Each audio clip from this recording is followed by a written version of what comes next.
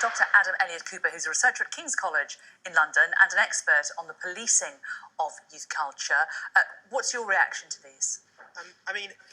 I think that this new initiative would probably be laughable if the issue wasn't so serious. I worked as a youth worker for 2 years before I left, partly because of my frustrations with cuts to frontline services. And I think in a time when over 100 youth centres have been closed across London, this really is an insult to see these kinds of resources being put on chicken boxes instead of real, tangible youth services. The fundamental point of this is to hammer home the message, to tell stories of people who've been affected by knife crime to young people who may potentially be in that environment where they may be carrying a knife. Do you think these young people don't know these stories? Do you think that they haven't seen them or heard them before? So one of the stories opens with a young man who says that he grew up in a community where there weren't a lot of opportunities.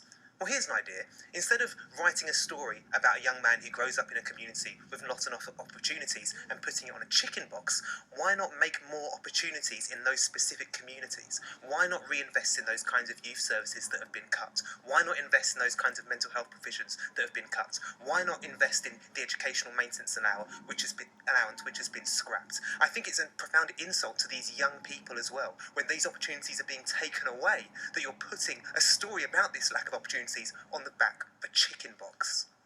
Is it demonising communities?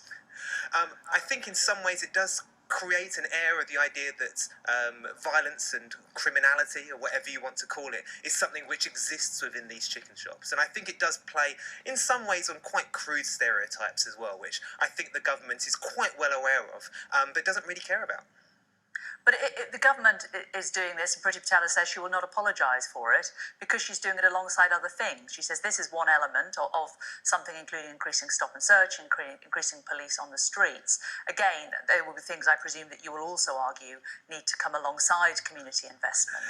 But the government is saying that this is not the only thing that they are doing. This is one of many elements of their campaign. No, correct. I mean, the Knife Crime APPG recently released a report just last month urging for more investment into preventative measures in terms of the kinds of things that young people come into contact with. And Priti Patel and the rest of the government has completely ignored them, and instead they've taken this initiative instead. And so if they're not willing to listen to the communities and workers that are most invested and most affected by these kinds of issues, and instead coming up with their own kind of harebrained schemes as to what to do about the issue, I don't think we're really going to see any tangible results.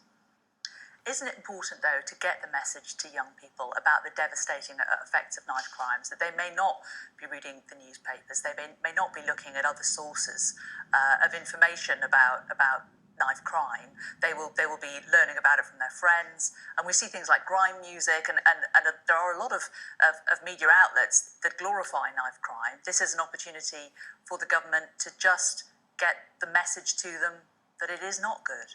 I'm yet to see any evidence that young people get their social or political news from the back of any kind of food packaging.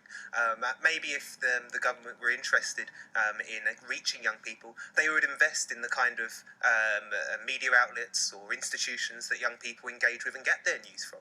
Maybe they would work with artists. Maybe they would invest in artists and the youth clubs that have music studios and other kind of cultural outlets for young people to express themselves, or the trusted adults in young people's lives, such as youth workers and other practitioners, that they can go to if they're having problems at home or having problems with their mental health, or they don't feel safe on the streets. These are the kinds of people that young people listen to and get their news from, and these are the kind of things that are still being cut.